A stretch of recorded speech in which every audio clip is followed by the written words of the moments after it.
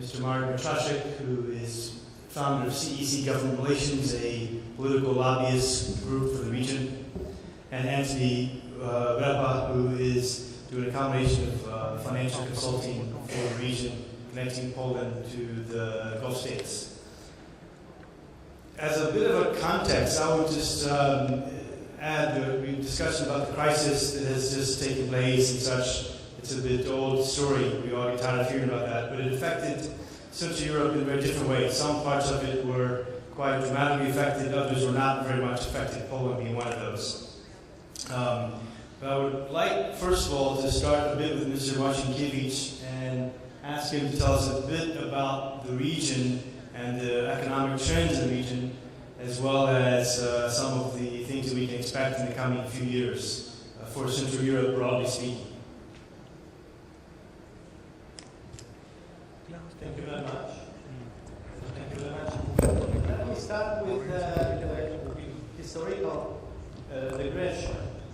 I remember that 20 years ago, when I was Undersecretary of the National Education, we discussed Polish situation inside high schools of economics.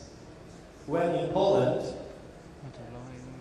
200 high schools and universities of economics were created. We asked ourselves, what will we do with hundreds of thousands young economists, accountants, managers, bankers? Now we know. We have created a very interesting market which attract investors to build call centers for customer service, accounting, IT. We say BPO in Poland. Why? Because we have very good educated, speaking English, and very creative and ambitious people. So I think that people, it is my first factor about opportunity and potential of CEE region. I think that Poland is a leader of this region. Next one is our growth and potential. If you want to have only a small but stable development, in my opinion, you shouldn't invest in Poland and other CE countries, because this region has grown about 4-6% per year. So it's not as small. Why our investment in Russia is so profitable?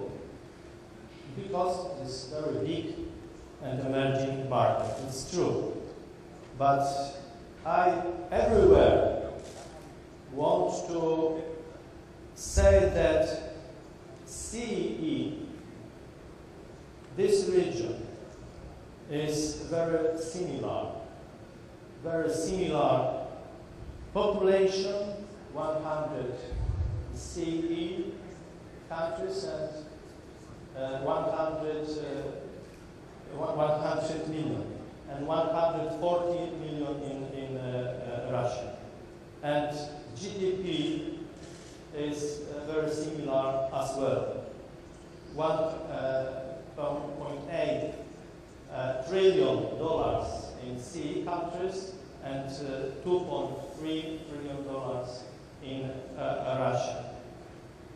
But these CE countries have the same regulations and the same law, because these countries are the members of the European Union. And in my opinion, it is a very, very important issue for this country. And next remark is that we need to create our region in a sense political and economic. Because geographically and historically, CEE are a region. Politically, not. But now, every year, these 9 countries cooperate within the EU, and I think that every year we have better and better situation, step by step. We can and need to create big regional holdings. For example, in main sectors, energy, financial sector, chemical sector. The biggest companies, like MOL, OTP, Hungarian companies, Czech, very big companies, company from Czech Republic, Polish PKO BP, the biggest bank in this region, PKN Orlen oil company, and different one, can cooperate and can in the future create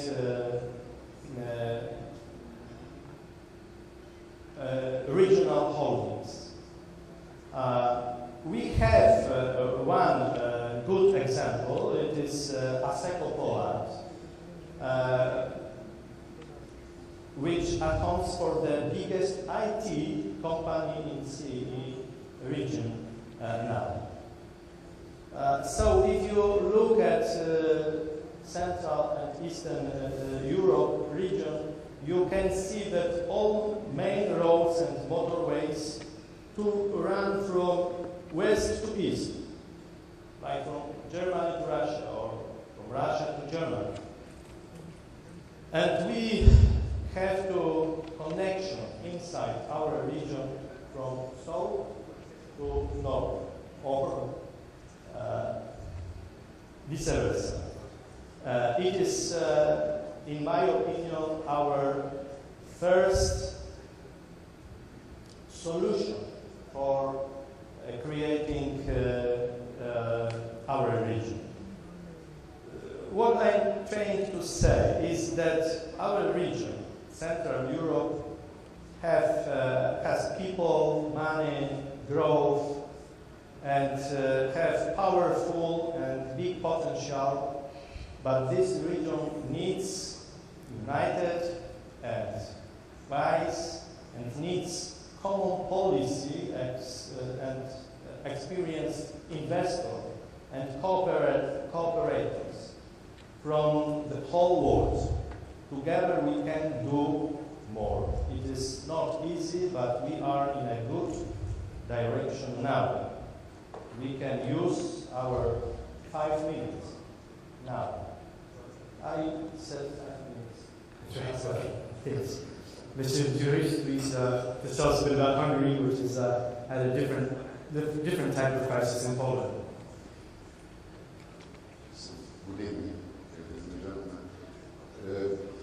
It is really an interesting and challenging for me to come back to the United Arab Emirates as ambassador and taking up my duties after 20 years since I spent 2 years back, 91 to 93. So comparing the 2 decades development, I must say from Hungarian point of view, Hungarian perspective, that the UAE and Hungary are 2 reliable trading partners. First of all, the figures show that from the early 20 to 30 million dollars, now the trade turnover reached close to $1 billion, which is more exactly 2010 was 916, comparing to the previous year 712.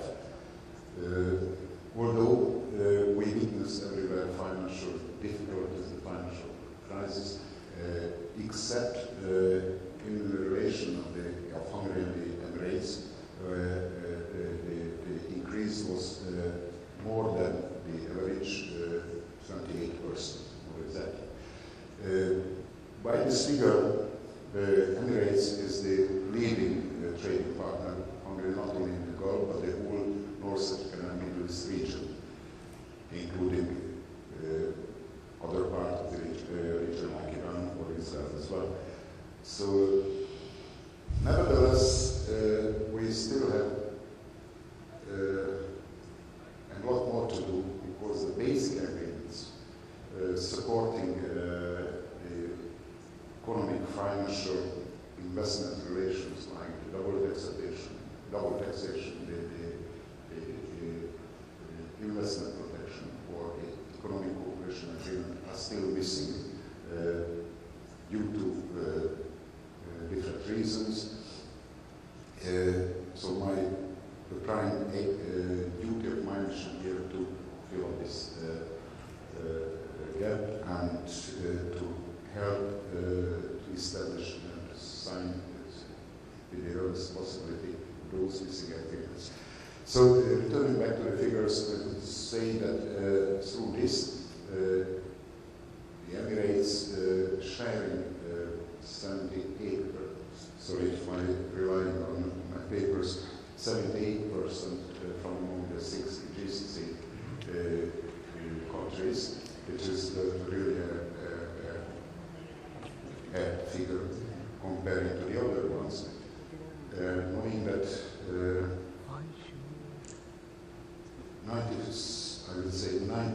more than 90% is coming from machinery, typical multinational product, Nokia phones and accessories.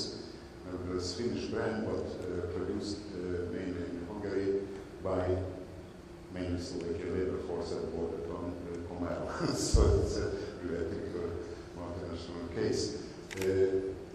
Although Nokia transferred the production to China, it was immediately affecting the Hungarian export in case of Kuwait and Saudi Arabia, but not in the UAE. So do not wish to waste much of your time, but as I mentioned, still plenty of potentials, if I may use this article published recently in the College Times. So mainly those fields like the energy sector, power plant construction of transmission lines, substations, environmental technologies, water management like drilling treatment, purification, wastewater treatment, so on. So cold storage, transportation, medical diagnostic equipment, communication equipment, chemical industry, tourism, especially the thermal water medical tourism in Hungary, having a great potential. And not forgetting the small and medium-sized companies which could offer unique technologies in the field of biotechnology and the IT sector as well. So, as far as the direct investment, foreign direct investment concerned, present the figure shows that it is 1.6 billion US dollar. The companies from the Emirates invested in Hungary. So there are future potential gains in this regard. Sure. I know certainly a few large American companies, entrepreneurial, who are sourcing all their coding and programming from Budapest. Very popular as well. If turning to the, what is to the language now, if you see the OETT models, obviously they are coming from City Europe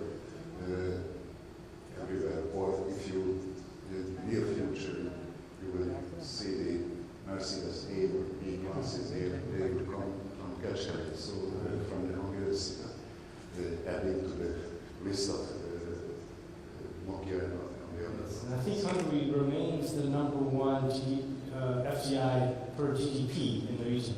I believe that's still the case. Mr. Matrashek. Thank you very much, Tom. Well, it's traditionally said that the Hungary and Poland form a sort of a traditional, both a political, economic, and historical axis in Central Europe. We all know the phrase Magyar Nemzeti Barátok, which means Hungarian Polish friendship. And I think it's fair to say that Hungary and Poland are leading the way in terms of trying to portray the region as one which is hugely attractive for investment and working to cooperate with each other on projects as Prime Minister Marshall was saying, energy, finance, infrastructure, and so on. But just to very briefly explain why Poland in particular, I think remains a symbol of how to maintain an economy as an attractive avenue for investment despite the financial crisis. I think this is one of the very interesting case studies that one can look at and explain how Poland both survived the initial economic crisis a few years ago and how in the next few years hopefully it will maintain itself as a stable country for growth. Of course, when the financial crisis came, a lot of people were very surprised that Poland was actually the only country in Europe that showed positive growth throughout the crisis. And this was due to a combination of deliberate policy by the Polish government and some very fortunate external factors. I think number one was that the European Union transfer payments, which were being made for infrastructure continued. That was a very substantial cushion for the economy. It generated jobs, generated economic activity externally, independently of what was going on in the financial markets. The banking system also proved to be actually, in the Polish case, been helpful to Poland. Foreign banks did a lot to maintain the liquidity of their Polish branches. And the other side of the coin was that a lot of economic activity in Poland was financed by Polish domestic state-owned banks, which, because of their actually quite conservative lending policies, were much less indebted than their Western counterparts in Western Europe. So that was the reason why the Polish banking system actually didn't collapse and it maintained its liquidity. And the third factor was, in retrospect, perhaps slightly too loose fiscal policy by the government. I mean, after 2005, this was a tendency to maintain quite a loose fiscal policy, and that expansion, that fiscal expansion, also maintained growth. Now, the flip side, of course, is that has resulted today in quite a substantial debt to GDP ratio of around 7.6%, which is very substantial. This is reflected in some nervousness in international markets. I mean, Polish 10-year government bonds are now trading around 6.5%, which is quite a substantially high percentage rate. So there is with Portuguese right now. there is a lot of there is some concern, but the government again recently has publicly stated it's going to be very determined in reducing this debt. They have a very ambitious plan over the next 3 years to reduce it from the current 7.6% to, I believe, it's around 1.9% debt to GDP ratio by 2013. So it's a very ambitious plan, but there is, I think, some evidence that the government may well succeed. They've certainly undertaken some short-term measures to shore up the deficit. This includes increases in VAT, other increases in taxation, slightly controversial move involving transferring funds away from some of the private pension funds back into the state system, which has caused some problems. But it has undoubtedly helped in maintaining government debt at a relatively lower level than it could have been. And the budget which was announced for next year, I think, reflects this determination to pursue this policy. I think there's a lot of optimism that the government will succeed in maintaining this growth and this stability into the future. I think the markets, there's Polish government debt is actually held domestically, not internationally, which means that Poland is much less susceptible to nervousness on the international bond markets. So Poland has that as a significant plus point. I mean, in January also the International Monetary Fund provided a new 2-year $30 billion flexible loan line, which again gives the country some confidence that it can cushion itself in the event of any sort of particular requirements to go to market. Poland is unique in Europe as well in having a constitutional limit on its debt to GDP ratio, which can't exceed, or its national ratio, which can't exceed 55%. And with that, significant cuts being made. So that's again another guarantee that things will be kept under control.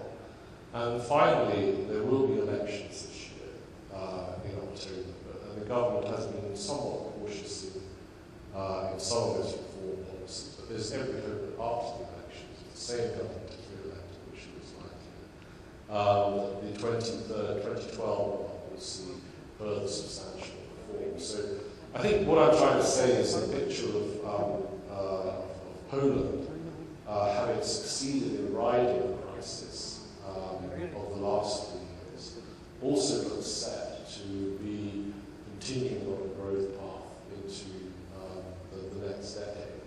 And I think that's good for Poland, and it's also a very good signal to foreign investors that Poland is an attractive place to come and do business. And it's also a way, I think it's also a signal to other governments in the region about how policy might be conducted at a time of economic uncertainty. So I think at least in those terms, I think we can be confident of what's going to be happening in Central Europe as far as Poland is concerned. And Tony, could you please tell us the example you mentioned of the Indian investment? Well, perhaps I can just give one example, but it's based on essentially 20 years of experience in Poland, starting from the early privatization days, when things were pretty hopeless. And yet the miracle, from that point of view, from that perspective, the last 3 years have been a piece of cake compared to what Poland achieved in 1991. And it doesn't come as a surprise to many people that Poland managed that process well. In fact, Poland now has a wealth of experts, I would say, not just the young people that Martin Kiewicz mentioned, is now one of the main sources of capital, human capital that Poland has. There's a lack of financial capital, but the human capital is at a very high level. And that is also reflected in the fact that the President of the European Parliament is a Pole. The European Commission for Budget is a Pole. Quite arguably the most important commission in Europe. So I think Poland has been able to steer itself out of 45 years of crisis after the Second World War. It was mismanaged 45 years after the war and did not have the opportunities in Western Europe. So it's a success story. And I think going forward, I share the optimism of my colleagues. Barring any major disasters, fortunately Poland doesn't suffer from cyclones or earthquakes. So, building nuclear plants is not a risky proposition in Poland, for example. But taking the example of an Indian pharmaceutical company that we worked with a few years ago, it may come as a surprise that they decided to set up their European manufacturing facility in Poland for a number of reasons. And their expectations have been exceeded. First of all, they were not looking to compete with Polish pharmaceutical companies. They were looking to establish a base within the European Union that would allow them to generate high-quality pharmaceuticals for their clients globally that were expecting EU certification. And they came to Poland and they saw very high quality productivity per employee was at least somewhere around 2.5–3 times higher than in India. And the investment was further supported by the fact that they could raise local debt financing Polish banks, which is also a great success story in Poland. So for an investor to come to Poland, he doesn't necessarily have to put in 100% equity.